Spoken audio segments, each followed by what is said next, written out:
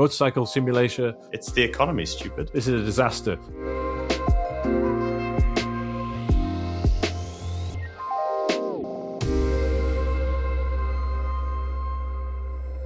Hello and welcome to the Traxion Control podcast, your weekly dose of racing game news and sim racing debate. Tom, and John here this week. The three amigos are back. And this week we're going to be discussing the Gran Turismo 7 news blowout, the Moza's first motorcycle simulator, and Le Mans Ultimate's strong sales, plus your community feedback. And we're laughing because I've fumbled this intro about 4 times already. But we're going now, and we're going to press on.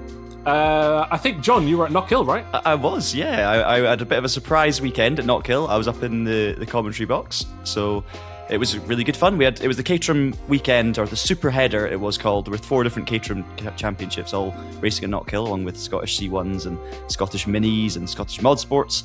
And I was, up in the commentary box having a great time with a great view of the circuit. So very pleasant way of spending the weekend. It all goes back to Knockhill, inevitably, with this podcast. And Ross was there working too, by the way. So with so myself, that's inevitable, of course, but myself and Ross were both representing Traxion working at Knockhill this weekend. So it was good fun. And also, Tom, this is your first podcast back as a married person to Ellie. Congratulations to you both. Thank you very much. As a married man, I feel like my outlook on the podcast is going to be very different. I'm excited to see what that will entail. He's also using Mac now, which is a whole different ballgame. So we'll see if this podcast recording goes well. So, right, let's dive into Gran Turismo 7. Quick summary was there was the World Series event at the weekend, which is their, let's say, esports or virtual competition. Anyone in the world can qualify, but then it's broken down into regions and qualifying in-game rounds, and then it's locked in the lineup for the year. The world's best go around the world in 2 competitions, Nations Cup and Manufacturers Cup. So there was both the second round of those were filmed at Polyphony Digital's Tokyo Studios as a pre-record and published at the weekend. We've got race reports on the website. But within that, they usually use that to tee up some announcements. The first of which was an updated Mazda GT3 car in fictional Evo spec. There was also a teaser within a trailer for the next update, although we've already kind of know what's already in the next update, and weirdly wasn't announced during the event. And then at the Pebble Beach Concours d'Elegance, there was the Gran Turismo Award winner, which was a classic Ferrari. Where do we go from this? There's a lot to digest, but also not a lot at the same time. I guess, Tom, let's go to you. What's your opinion on Gran Turismo? Do these sort of signature events sort of elevate it above other sims, or maybe not? I think it does. I think it keeps it extends the shelf life of the game and keeps it interesting and keeps the story there. Also, I think it cements Gran Turismo. It cements its credibility as a car culture experience as well as a racing title. Right. So I think if they didn't do these sorts of events, they wouldn't have the kind of the automotive crowd as well as the sim racery esports performance crowd.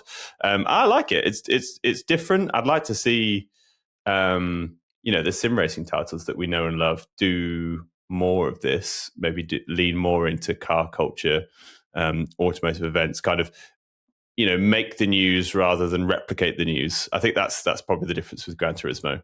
Yeah, I understand and agree with what you're saying there, Tom, as well. I think there's something certainly about the kind of prestige feel of an award, like if you're talking specifically about the Pebble Beach Award, for example. It doesn't feel necessary, but it somehow does make an intangible difference to the sort of overall aura around the Gran Turismo series. I think what very much helps is the finances and the money available behind this game, which other titles, of course, will not be able to focus on and prioritize these sorts of events. I think the more serious sims, for example, there's always compromise in what you need to work on, and it always depends on player numbers and income and everything. Gran Turismo has, of course, a very, very different scope of support to be able to actually look into all of these kinds of things on top of the actual game itself. Whereas I think your sort of more niche sim racing focused titles, for instance, don't have the ability to do that, because if they focused on that, it's taking time away from the next update, which is absolutely crucial to survival. So I can understand why Gran Turismo are different to everyone else, but I do think it does elevate, it does do something, even if it's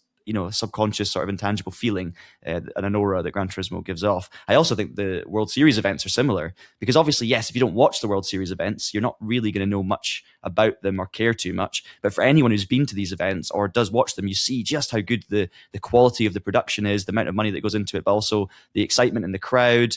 Even those events have an amazing atmosphere that I think is probably not celebrated enough from a racing esports perspective, because I do think that's somewhere that racing specifically in the esports world does lack compared to other gaming genres, for example. Yeah, in my opinion, the World Series is the pinnacle. I'm going to say sim racing, but obviously that's open to debate there, and people will get annoyed I've said that. Serious racing, circuit racing competition. Now, there's no prize money. I don't want to go into that whole debate now, but just in terms of the effort that's put into it and the production values, nobody gets close. And I get really frustrated with Formula One, for example, who could have the budget to do something similar and does have a massive prize pool, but the product to watch, even though it gets more views because it's on the main Formula One YouTube channel, is nowhere near as polished as the Gran Turismo events, from commentary, from camera angles, to the visuals of the game, the performance of the game in the LAN environment. It's all far superior in Gran Turismo. And then just looping back to the whole doing awards at these Pebble Beach things and doing the esports events, like the majority of the Gran Turismo player base doesn't give a monkeys.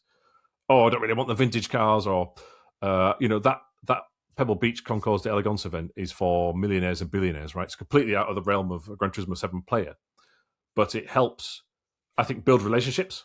Like the Vision Gran Turismo cars help build relationships with car manufacturers, even though people don't really drive them in the game. And I think it shows what you were saying, Tom, there about the car culture element of it. And almost like Gran Turismo is like a history book of the automobile, as opposed to just purely the GT3 racing. Although they did throw a dog a bone to that audience, because there's going to be this fictional Evo spec Mazda, which is coming soon. And I think that's quite cool, because it's a made-up car to fit into GT3 racing, because Mazda doesn't have a GT3 car, but they've done a Evo spec as if it was real life. Yeah. And that's what the sport mode players would like to see. I think that's absolutely epic. And most people will not care. The reason I think it's epic is because they're trying something fun. They're trying to replicate what you would see in real life. And I think for fans of a particular brand, you can really fall in love with some of these Vision GT creations, and also loathe some of them as well. But I just think it's fun that they've done something like this. And obviously, as you say, very important to keep that relationship strong with the manufacturer and build stuff together. I do want to give a shout out to one of our regular Discord users as well, Ryan Starry, who is always posting on our Discord channel. He's really very much involved with the Traxion community, and he is a self-proclaimed Vision GT fanatic. So there are people out there that absolutely love these fictional racing cars, and for someone like that, this update is hugely influential, and he'll be delighted. So it does matter to people, and I think it's just a cool little thing that they've done. I also think that the fact that it's at Pebble Beach, and as you say, that's an event for millionaires and billionaires, and therefore it's out of the reach of gamers. I don't necessarily buy that argument entirely, because if you extrapolate that argument, most people can't afford, to go and race anything in any car. So being accessible is a binary thing. It either is accessible or it isn't accessible. And doing a season of racing in a Clio is just as inaccessible as driving a prototype car at Pebble Beach. And that's kind of what gaming is about, right? Being able to go and experience something that you wouldn't ordinarily experience. And this just widens the breadth of what you can experience within car culture. Yeah, totally, actually. We're blowing a lot of smoke up the backside of Polyphony Digital here, and it's all to Kazunori Yamauchi. But I think it's justified in terms of everything we do in sim racing or racing games is sort of living out a fantasy, whether or not you're taking it super, super serious as a career, or you're just having a bit of fun on the couch, split screen with someone, right? And this I think Gran Turismo does this better than any other racing game or sim on the market in terms of leaning into the culture and the sort of, I'm going to say mainstream, but let's say car events, as opposed to just, we're going to do some race sponsorship, which they do as well. They are infamously the sponsor of the Pikes Peak Hill Climb, even though it's not in the game. We've got a video about that. And also they partner with... smoke blowing stops. Yeah. And also they partner with the Nürburgring 24 Hours every year, and they have an activation there. And the smoke, further stopping of the smoke. Oh, this is very strange. One thing I'd just like to touch upon about the World Series is, I said the production's amazing.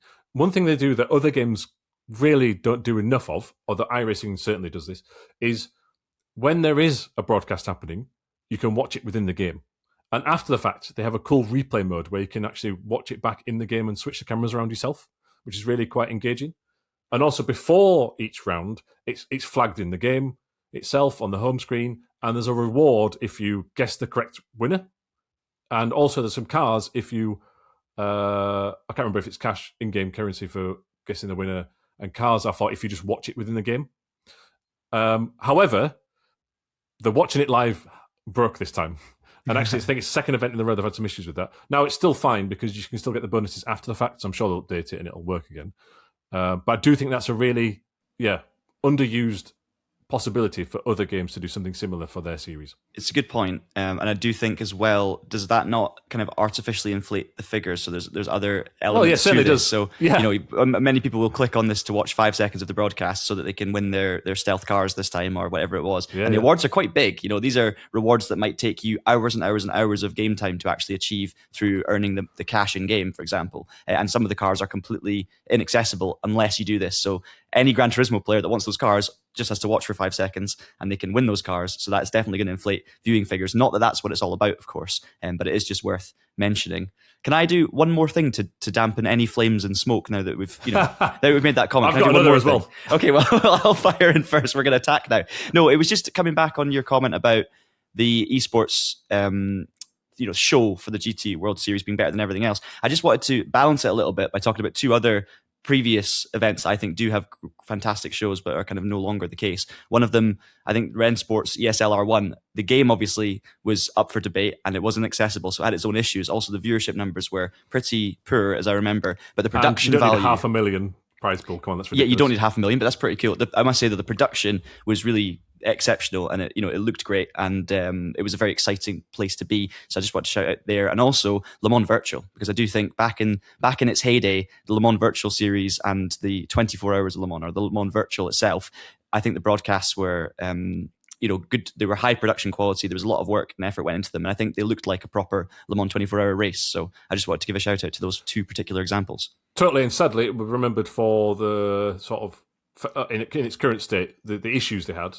But if you looked at the previous rounds, they were worse that they produced with real-world WEC commentators and the WEC graphics on screen and everything. That was really cool. The other thing I was going to mention as well, to round up, but Gran Turismo, we should move on very, very quickly, is the Pebble Beach Award winner. Obviously, it just highlights how difficult it is to develop a car for a game and secure licensing and rights from owners. And especially in Gran Turismo, I'd love to one day interview someone and get an insight into the car creation process. But their models are probably the most detailed in all of gaming.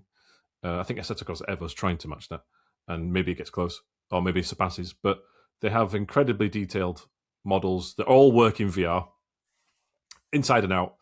And there now means there are 10 of these award winners of the Gran Turismo Trophy at the Real World event that are not in the game. So I think there 8 have made it. They're all in Gran Turismo 7, but there's a backlog that spans back to 2016. So it's not guaranteed that this car will be in the game, but there's a good chance. And my prediction is maybe we'll just see some of these in a big bulk whenever their next project releases. Anyway, the full list is on the Traxion website. And there might be, depending on the release of the next update, which we haven't really touched upon, but it's a Caterham, 2 Toyotas and a Hyundai, that John might be live streaming that later this week on the main Traxion YouTube channel. Do check that out. And I'm sure he'll be wearing some Traxion merch when he does so. And if you want to support the podcast, visit shop.traxion.gg. And there's a range of coasters, T-shirts, badges. Smooth, Tom. Very smooth. They're very smooth. Plug that. Yeah, thank you. Absolute professionalism. No. I'm really struggling to segue from the merch to the Moza. There Moza is GP. alliteration. That's all you need.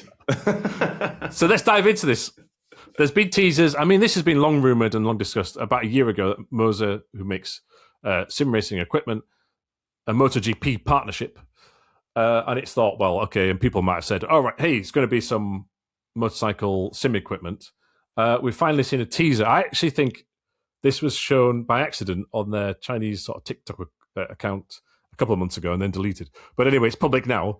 There are little glimpses of it, and we know that at Gamescom, which is the German general gaming event this year, Moza will have a presence, and it will have its ride-on moving motorcycle simulator, branded MotoGP, and that event runs from, I'm just trying to get the dates from here, So we think it'll be, is it the 20? Oh, I've gone to the wrong month. Here we go. This is a disaster. 26th.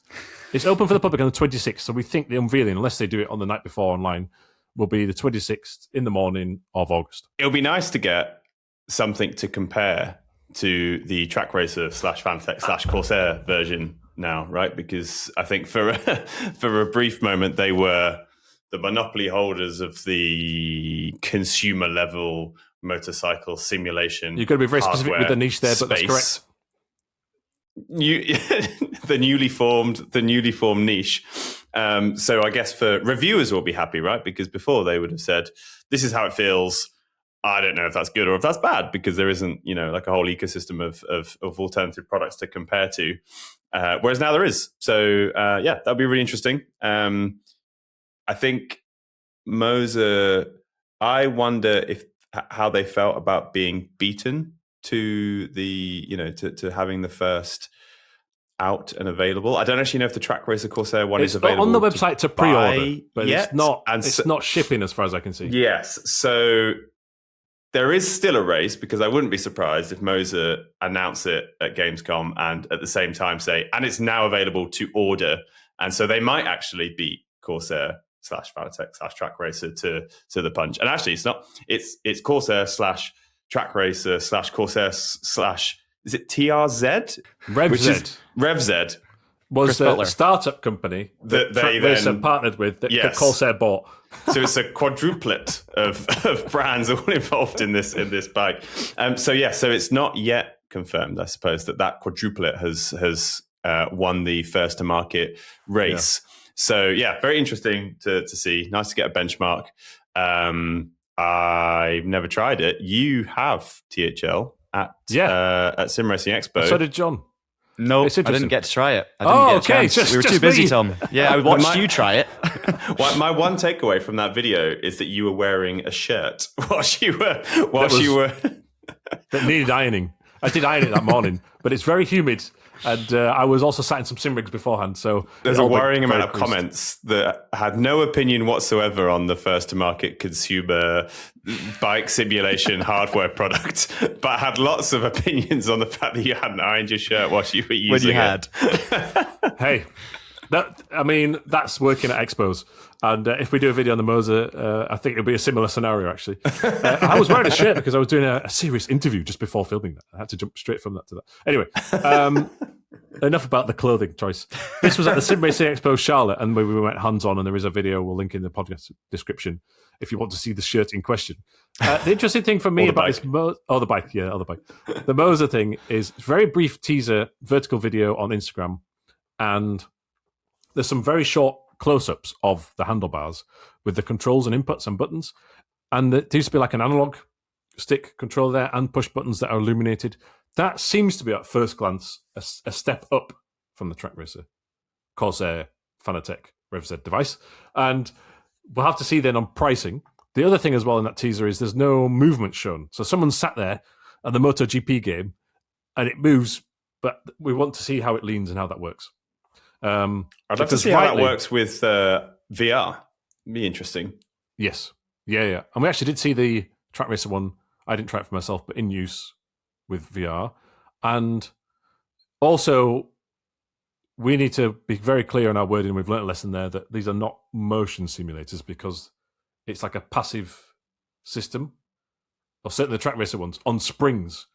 And the springs are forcing you back up, as opposed to like a mechanical thing with hydraulics and electronics moving it. I was going to say, if it leans, though, do we know for sure? I've not had a chance to dive too deeply into this. Which one? The Moza one? The Moza one, yeah. No, that's what I'm saying. We've not seen it lean we've at not all. seen it lean, so we don't know if it even will. I think this is one of the big things with this being a very new and potentially future thing. It's something we've talked about for many years, and finally we're beginning to see moves being made. I wonder if all of these different simulations are going to take completely different approaches to how they develop the hardware. And I think there's going to be a lot of trial and error. I think it's going to be very, very interesting to see. I don't think it's going to be like wheelbases, where if someone releases a new direct drive wheelbase, there's a 90% chance it's going to be decent, and then the quality beyond that is the debate. I think here it's you'd expect these these companies with big reputations to not launch something unless they were very happy with it. But we could see so many different approaches to this, and some might work really well, and some, might be less successful. So I'm fascinated to see which direction this goes. And I think because I'm not I don't ride motorcycles. I have very briefly ridden before, but I'm not a motorcycle rider. It's going to be interesting to see, as someone who doesn't do it, what that perspective is like to trying to get comfortable. Is something that's less authentic actually easier for me or more comfortable? But then someone else tells me, that's not actually how it feels. It's a fascinating insight for me personally that I'm going to be able to get that I didn't get with sim racing, because driving a car is something I do a lot. So therefore I can compare it to realism. So I'm very intrigued. We're kind of at the beginning of the steep bit of the curve. If you rewind 20 years ago and look at wheels, the progress that was made in terms of the quality of the experience, that it was quite a steep curve. We went from belt driven to direct drive, for example. But then the last 3 years, maybe 4, I've always thought, well, we're kind of, it's all marginal gains now. I mean, what possibly, how could you make it much better other than, licenses and ergonomics and specialisms based on the type of car you're racing, etc. Whereas with bikes, we're right at the beginning of the curve, which is great for us because it's interesting. There's good stories. Hopefully there'll be some debate about, spring writing versus pneumatic writing. There'll be different categories of these products. I already saw in one of the track racer videos that we did a comment from somebody who claims to race bikes, saying that the linear nature of the spring writing makes absolutely no sense, and there has to be force feedback within the writing system, and he was going to wait for the next generation of this. So there's already some people in the comments kind of predicting that this is generation 1 and what generation 2 could be. So it would be interesting to see how Moza comes out of the blocks. Do they have something similar where it's a passive writing system, or do they have something more exciting? And then, are we going to get force feedback through the handlebars, through the pedals? I know that the track racer one, you don't change gear with your feet, which is actually how you change gear on a real bike. I did my, CBT test, bought a bike, bought all the kit, had a couple of near misses with cars pulling out on me, and then decided to sell the lot. So I've got a grand total of about 4 hours of motorbike 125 as a Honda CBF 125 experience under my belt. So I am a qualified. A very qualified, yeah. And I've driven Cadwell in a 4KA. So, bike track. Anyway, quickly, what about quick release handlebars? Switching handlebars based on the design that you like or the button configurations you want. That's a future development as well. So you can have like a big, what are these ones? A wall called? Of handlebars. The big Harley Davidson, where your feet are out front and your arms are up here. Should have mentioned on the force feedback point that we didn't try it, but the aforementioned several times Track Racer Corsair Fanatec Rev Z1 Chris Butler, had the option of fitting a direct drive steering wheel base to the front, which was somehow connect to the handlebars and provide some sort of force feedback, but that wasn't possible during our test. So again, with the Moza element, I'm intrigued to see if they somehow incorporate that. Bearing in mind, they have got some cross-compatibility between different genres already. They have a gear shifter that's haptic force feedback that can also be used for flight sim, right? The flight sim force feedback stick they've got, you can convert it in a few minutes to a gear shifter for sim racing. So I'm wondering if it would make sense if there's some sort of compatibility with existing Moza products. I'm moving my hands around, putting wheelbases in places. We don't need to go there. Let's move on to the next bit. Here, Tom. Okay. Next topic is Le Mans Ultimate again, because we can't have a traction control podcast without mentioning it. Although I keep forgetting to mention Automobilista 2. So fans of Automobilista 2, as you mentioned. Le Mans Ultimate has sold over 500,000 copies and 1.2 million pieces of DLC. And there's all sorts of other financial information there. I mean, listen, if you really want to get into the financials, go on the Motorsport Games press release. There's a load of numbers there for you. The most important ones are those 2 headline figures and the fact that there are over 40,000 paid subscribers now to Race Control, which is an optional service which gives additional features and racing options like championships and longer practice servers for races and liveries, I think, in hosted races and things like this. Now, that is roughly a 230% year-on-year increase. But it is a controversial topic, an interesting topic, mainly because Motorsport Games is publicly limited. So why do you not hear about this information about iRacing? Because it's a privately owned company, right? But as a publicly listed company on the NASDAQ, you are mandated to have quarterly and yearly results published in terms of an earnings call and all the numbers online for people to look into. But it's strange for motorsport games because they make one game that's quite niche still. I mean, we're talking 500,000 sales, but earlier we were talking about Gran Turismo 7, which we think has sold over 10 million units, just for context. So it is odd, and they'll say they do more than one because our Factor 2 technically. Don't forget those are Formula E liveries, Tom, that are still coming out. Formula E liveries, and also they work on F1 Arcade in their retail outlets or physical stores and bars. But yes, it's just quite odd that this is a publicly listed company still for me. But there we go. Strong growth. Anyone got any opinions on this? Well, I know that you mentioned that it was controversial, and I know that we were talking before the podcast about the unusual thing is that they have to say on the earnings calls, "This is great, we're making loads of money," which in the gaming and creative space generally is an unfashionable thing to say as a artist, creator, or whatever. But I suppose it goes back to the interview, Tom, that you did with Stephen Hood, where he quite candidly said, "We are a business. We are here to make profit. That is our raison d'etre. The medium by which we've chosen to make profit is games and racing games because we like motorsport and we like being in games. But that doesn't mean that we're not a business," which I thought was refreshingly honest. And so if they are a business and their goal is to make money, then fair play. They've increased their profit by 230%. I suppose if you increase prices or you look to grow revenue streams, there will be a sector of the market, and a very audible sector of the market, that will say this is a cash grab. And they had to calculate, would that sector be too loud and damage our reputation to the point where the offset in additional sales wouldn't be enough to cover the loss of reputation and which is like customer intent. Actually, they got the balance absolutely right. They've got the. If I could counter that slightly, well, they've increased their sales 230% year on year. Yeah, totally. So, and what I mean is they've got it absolutely right within the scope of. How do we make more money for the business? Important to clarify that. Yes, absolutely. Sorry, that's the point I'm making, right? And will you lose some customers along the way? Yes, you will. But now you have more capital to reinvest into the next game and the next game and the next game. So it's a tricky balance. But I just really enjoyed that Stephen Hood acknowledged that balance and said, yes, we are going to try and. These aren't his words, but. Squeeze more money out of the consumers in order to have more capital to reinvest into the next game and the next game. And here are some ways we think we can provide some value back in exchange for that additional cost to the user. Yeah, it's not controversial because you need to make money to survive, right? So that's that. I would temper it slightly with they had a massive mess up with the whole Joker system, right? Which specifically was a feature behind that paywall of subscribers.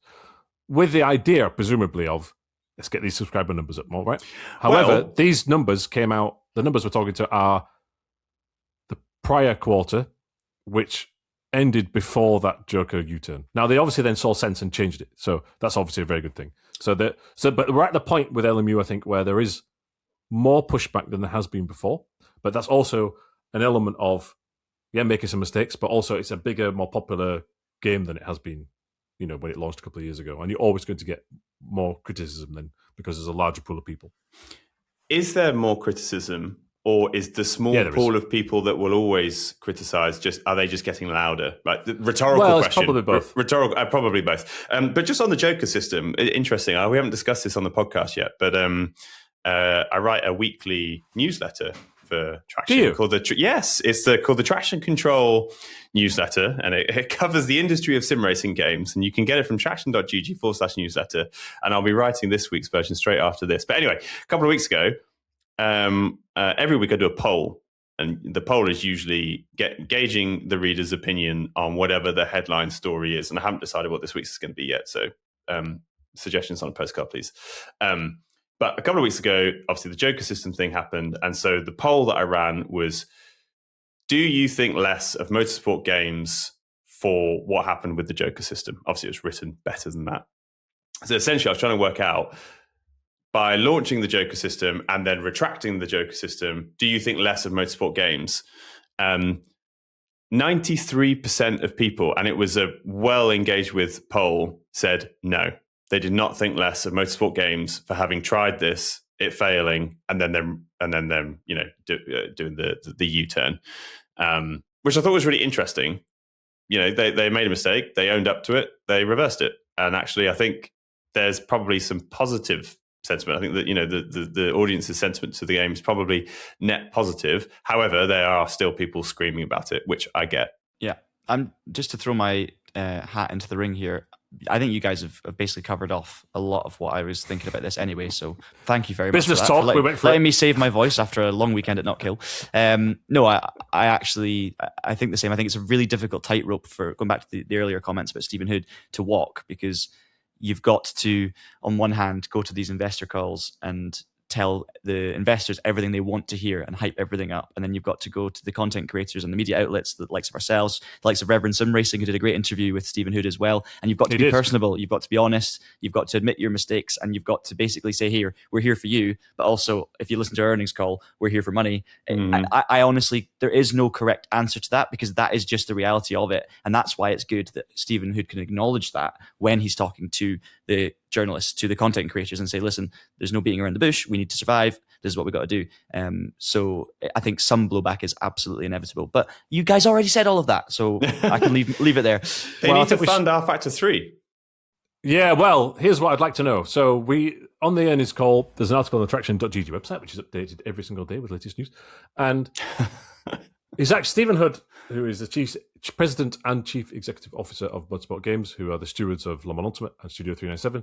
He explained an earnings call ago, hey, a Q3 earnings call, which we think is November, will explain more details about our next project to sit alongside Le Mans Ultimate. This time around, he reiterated that, so the plan is continuing, alongside, hey, we're also still investigating Le Mans Ultimate content for at least another couple of years. So it would be, the two projects will go side by side. Now, we want to hear from the Traction Control listener on the Spotify comments or the YouTube comments. There's going to be a post on the Traxion website every week about the podcast. You can put a comment on there, or you can just reply to Tom's email newsletter as well. What do you want from Motorsport Games next? Is it an R Factor 3? Is it something like R Factor 3 with a different name? Is it something completely different? Kartcraft 2. It's Kartcraft 2 is my vote. Yeah, absolutely. Just let us know, please, and then we can discuss it next week. We've also got the Discord, traxion.gg/Discord. All right. I think I'm going to go. Sorry, Tom. Complete. No. I'm going to go with Otto Motorbike-alista for the next. Oh, here we go. Yeah. You've been sat on that one a while. I can see it in your eyes. Very important. I had to interrupt your plug ending in order to put that one out there to the public. I'll leave now. No, we'd like to hear the community's thoughts on this, so please let us know, and we'll discuss in a future episode. Also, to round out the Le Mans Ultimate thing, the US track pack was the full pass and the individual packs, of which there are going to be 6 in total. It was mentioned September and December for the next two, which is more precise than previously, where they've just said Q3 and Q4. And also, the key thing with those was that there was a price increase versus previous DLC for the game. Right now, it's perhaps not a fair comparison in some respects, because there haven't been just a track pass so far. It's been cars and tracks. But if you look at the European Le Mans season pass and the total price for that, and the price for the total US track pass, 55% increase this time around. Significant. And we were wondering, will that put people off? Now, we did see a load of comments, actually, not just in our own ecosystem, but on Reddit as well. People quite upset by that. However, the new Chief Financial Officer for Motorsport Games, Peter Hansen-Chambers, said that the sales, when it released, were the highest single-day revenue since the game's initial launch. Now, I understand that because you're charging more money, right?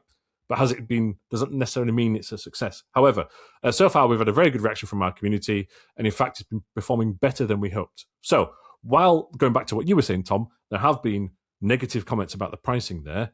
It's that balancing act, and if they're saying it's better than we hoped in terms of sales, and that's true, then it probably has worked out.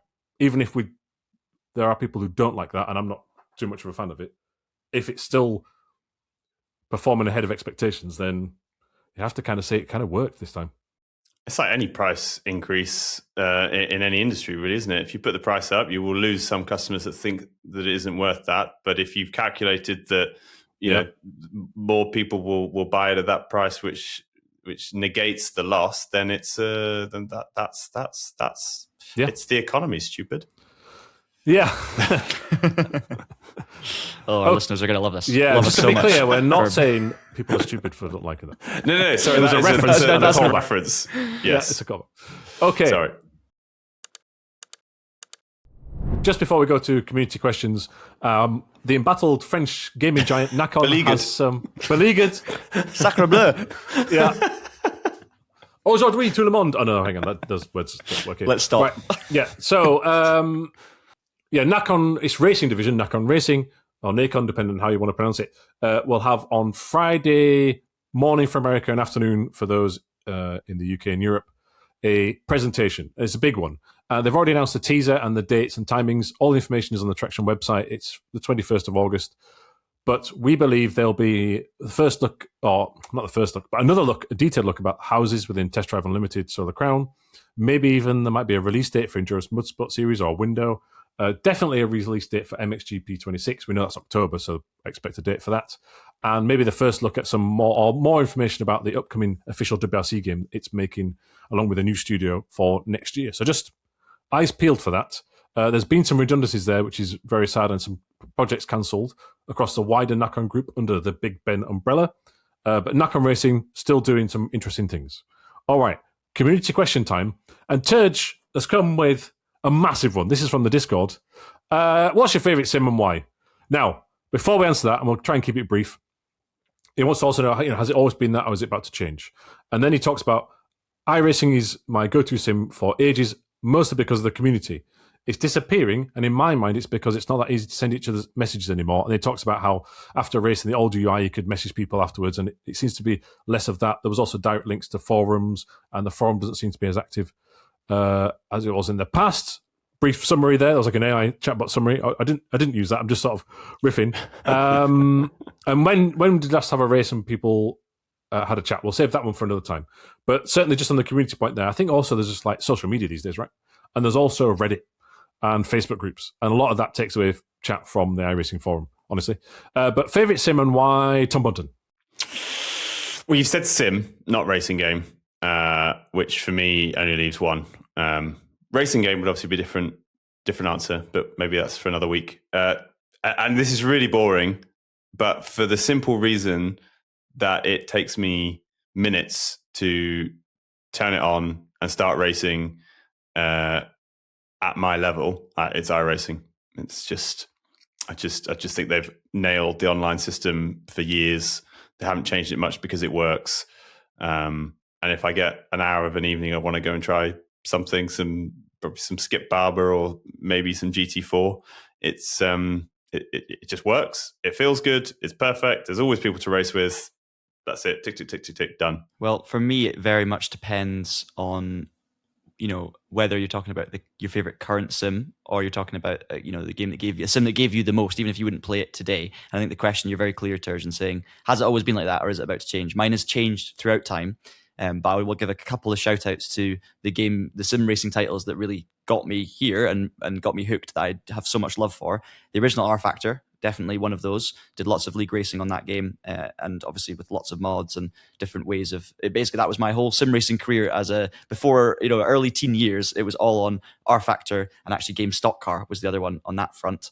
Moving on from that, you have then probably Live for Speed. I got huge amounts of enjoyment out of that title as well, growing up. And then into the more kind of current era, ACC, not what I play right now. I've kind of moved on from it now, from ACC to Le Mans Ultimate, I would say. But ACC also gave me years and years of so much fun in terms of online competitive league racing, which is exactly what I enjoy. Throughout all of that time, I've been a big iRacing player. And it's still, I think iRacing and Le Mans Ultimate are probably the two that I would choose between if I was going to go sim racing in the evening and I wanted to do some racing. They are almost plug and play now for me, where I can just fire those two games up. If I have to pay for a subscription for iRacing because I haven't done a race in 6 months, then that's annoying. But if I have to, I have to. And I can still just have a fun race within 30 minutes or an hour on that title. And it's really great. So that's kind of way too much information. And there's about 5 or 6 titles there for you. But hopefully you can understand it. It evolves with the years. But so many titles have been influential for me over the years. Yeah, I think I'm going to come at this from a different angle because it just says sim. And I think Assetto Corsa Rally is a sim. So right now, Yeah. That's the one I've enjoyed the most. I don't play it often because you play a new update and then you're like, oh, well, there's not much to do here. But I'm just enjoying seeing its progress, seeing the visuals, the driving experience, a hardcore. I hate the expression hardcore. Just a very challenging rally game. It's probably one of my favorite sports, so I'm enjoying that. In the past, I've really got into a rhythm once with R Factor 2 with some single seaters around some New Zealand circuit I'd never heard of. When they first added the race control, which was the rank system that went on to be in Le Mans Ultimate, and they tested it first in R Factor 2. Now, as a sim, fatally flawed. Everything broke. Everything took 6 hours to install, another 6 hours to load. But on the track, great feeling through the wheel, through force feedback. Enjoyed it. Magic. Turge also says, for balance, in terms of iRacing, now it's just the same as the rest with bad time model and high price. Can we advertise Race Room more? It's brilliant, cheap, and only needs more people. Yes, I think Race Room is really good.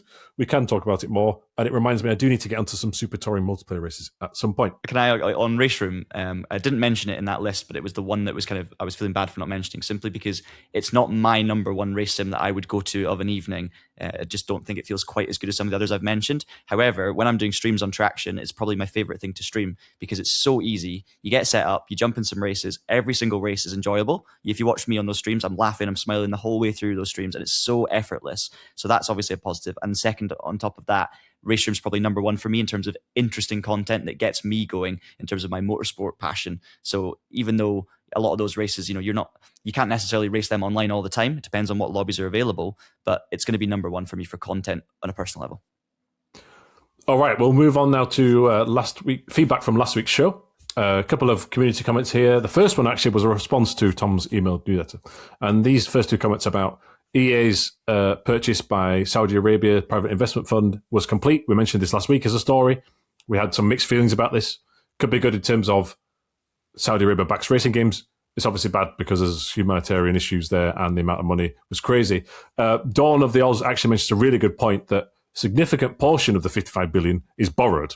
Right, so if EA does not pay back the 20 billion it borrowed, I think just to be bought out with interest, it's pretty much bye-bye to a lot of EA's IP or just bye-bye to EA itself. Leveraged buyouts never work. Hell, even regular buyouts would just result in massive cuts, cancelled games, and or closed studios. There has been some leaks. I think we briefly alluded to it last week from Jason Schreier, video game journalist, that there are plans to cut several things at EA already to help try and pay back some of these borrowed billions, just a few billions, to help make this work out. I thought it was an interesting point of view. And then, there was someone replying to the email newsletter, which I think was anonymous, just watching a podcast about the EA buyout gone through. And as of now, I'll not buy any new EA game as I cannot support Saudi with what they do and done in the past. I do this with F1 and even WWE events that are done in that location. I won't even race any game if I can at any of the tracks around the area as well, like Bahrain and Abu Dhabi. So, yes, a controversial takeover there, I think. Okay. And then we got a couple of comments about the Corsair takeover of Track Racer. Vanilla Spooks, if Track Racer was any good, it won't be much longer. Corsair products have fallen heavily in quality since going public. Used to use Corsair for most of my PC products. Just like HyperX, it's turned into razor-level quality of expletive. Interesting take there. And we'll be fascinated to see. We discussed it, how the customer service and product quality will be, but I think it's going to actually take a year or two for us to work that one out. And RAF James Kingo says, I wonder if Corsair are going to have Truck Racer branding on all the rigs and Fanatec branding on the control peripherals. It seems like a reasonable way to have both brands under the same umbrella, but keep them from overlapping. Any thoughts on that one, Tom? I mean, I did a bit of PC building myself, and maybe I'm not into it enough to have a strong opinion on Corsair's quality, but it wasn't the impression I had. I had the impression that Corsair stuff was pretty good. In fact, I think the PC case that I'm using right now is a Corsair one. So it's interesting, reputation and perception is all subjective and entirely context driven, right? So I don't have the perception that Corsair is a low quality brand. So I just, when Corsair bought Fanatec and Corsair bought Track Racer, my instinct wasn't to think, okay, well, those two brands are going to go downhill. If anything, I've always thought that the sim racing industry as a whole is pretty immature, pretty nascent. It's got a lot to learn from sort of non-endemic gaming world that we reside within. And so was quite optimistic about a big corporate such as Corsair sorting things out like logistics and customer service and shipping prices, all the things that we moan about in sim racing. Those are all things that Corsair, to my impression, and I know lots of people will probably be sat here thinking that they have lots of horror stories or have heard horror stories of Corsair. But I hadn't heard any of that. So no, it's quite a big move, isn't it, by Corsair, really, to take on, the electrical peripherals and now the aluminium profile or tubing, etc. of Track Racer. But I don't suppose they would have done it unless they were fairly confident they could make it work. So no, I think I don't have that same opinion, but I suppose time will tell. The proof will be in the pudding, as they say. I'll come in on James King's comment. I think I agree that that's definitely a possibility for sure, and I think it would be a clean split, if that makes sense, because a rig, a cockpit is a cockpit, and you can literally put everything else into a sort of peripheral umbrella, as it were. However, what I definitely wouldn't expect to see is anything from Fanatec becoming Track Racer, which obviously brings into question the rigs. Do the Fanatec rigs become Track Racer rigs? I'm not sure that'll happen. And I wouldn't be surprised if everything from Track Racer became Fanatec. I would be very surprised if the amount of Fanatec stuff lowered and was replaced by the name Track Racer. I think that's how it's going to sit. I think it's going to be Fanatec first as the name, because it's arguably a more well-known hardware brand. But then, yes, I totally agree. There is a chance that they use the Track Racer brand, or at least test the waters with some of the cockpits. But again, time will tell. What do you think about Aussie Stig's Corsair rig? Do you think that will remain a Corsair rig, or do you think that would become, or do you think that would kind of be, what's the word, sunset? I don't know if that's a corporate term to use, but do you think that would be sunset, or do you think it'd be rebranded or folded into the Track Racer product catalog? Well, this is the thing, because it's kind of gone from Corsair already to Fanatec. Yeah, it was on. We saw versions in both formats, which is interesting. I think it's a really unique and interesting cockpit. It's too big for me to even consider as on a personal level, or I wouldn't consider because of that. But I think it's a really good looking cockpit. This was the question mark I had, though, when I was referring to the example there for James's comment. Do I think that will become a Track Racer rig? If the rig, I don't see that happening personally. Do I think it'll be sunsetted? Well, I think what will happen is the ideas from that rig will be merged potentially with the ideas from Track Racer's tubular setups, because of course they're known for that. And then we'll maybe see a new line coming from that with the workings of both. That's what I would personally expect. These might just be one-offs, and they are cool and different. I don't know how successful they've been. It's very hard to know, but we'll see. So we've actually got both in the office. So we have a Track Racer TR160, which is just the aluminium profile variant, probably one of the best sellers from 5-6 years ago. And it's fantastic. Very, very adjustable. You can have loads of attachments. We did experience a similar delivery shipping issue that lots of people talk about. There was a whole massive part that was missing on delivery that we actually to this day stopped chasing and never got. But the rig itself, absolutely great. And we've also got the Corsair rig, and the Corsair rig, which is branded Fanatec. Which is now branded Fanatec. I think when we received it, I think it was Corsair. I could be wrong there, but it's.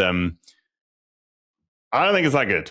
I'll be honest. It's not very adjustable. The screen height is very difficult to adjust. The back and forward of the screen is adjustable. So putting dash displays and bits and pieces is very difficult.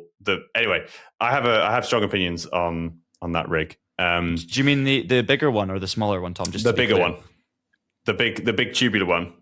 So yes, I think it'll be interesting for them to merge those two areas of expertise. And then I think we touched on this last week, or you guys touched on this last week when I was listening to last week's podcast, is Track Racer's wheelbase and shifter, and the things that we saw 3D printed 3 years ago, and then we saw prototypes 2 years ago, and then I don't even know if they were in Charlotte. I mean, I went to the Track Racer HQ in Austin and tried out their kind of almost production ready versions, and they were fine, kind of middle of the road sort of direct drive wheels. But yeah, so do you think then that they are dead, just totally R&D is just, we'll just put that down to a loss and just no requirement. Yeah, there's no opinion. Yeah, we discussed, like I said, that last week. That's it. I think there's no point releasing those. Even when you have like sunk cost fallacy and you've already like put all the R&D work in, why when the Fanatec stuff is better and already established? Just one thing very quick though. No, the learnings from that could then, that's one thing they might get from it. If there's any positive learnings, or at least they'll have a different perspective of how to, for example, make a direct drive wheelbase. Maybe there's something from that track racer procedure that could actually improve the Fanatec products. But yes, I think it would be, I agree that it's going to be gone. It's just there might be some benefit from that beyond just writing it all off as a loss. On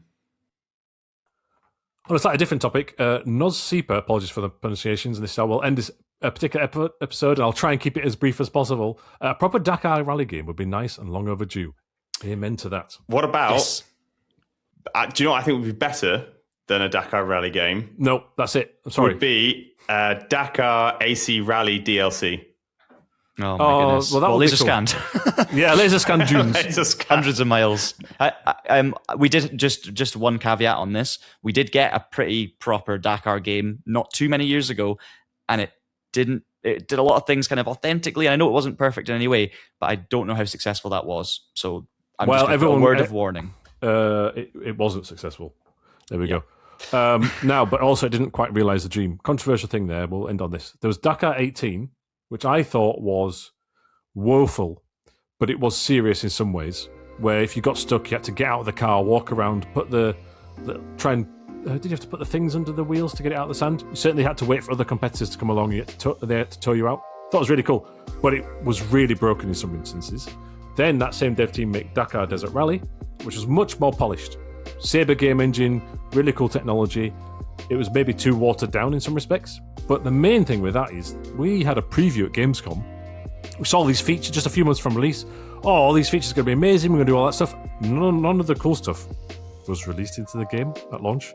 And it took like a year. So they overpromised and underdelivered. And that is sometimes video game marketing. That has given me an idea for my answer to the long-awaited segment that we need to do on this podcast, when somebody once asked us if we were going to design our perfect racing game, how would we design it? I've got ideas. Okay, we'll come back to that. Let's bookmark that, because I think we should do that segment soon, because it's been brewing. Right. Next week might be a special interview episode, but it could be also the three of us. We'll see how that goes. We'll have to see. But please do follow and subscribe on our YouTube channel, Spotify, Apple Podcasts, and you'll be the first to know when we drop that episode, if we get around to it. After that, then we'll certainly consider that, Tom, we'll do it soon, the sort of best pieces of racing games and sims for our ideal simulator. But for now, that's it. Thanks very much for listening.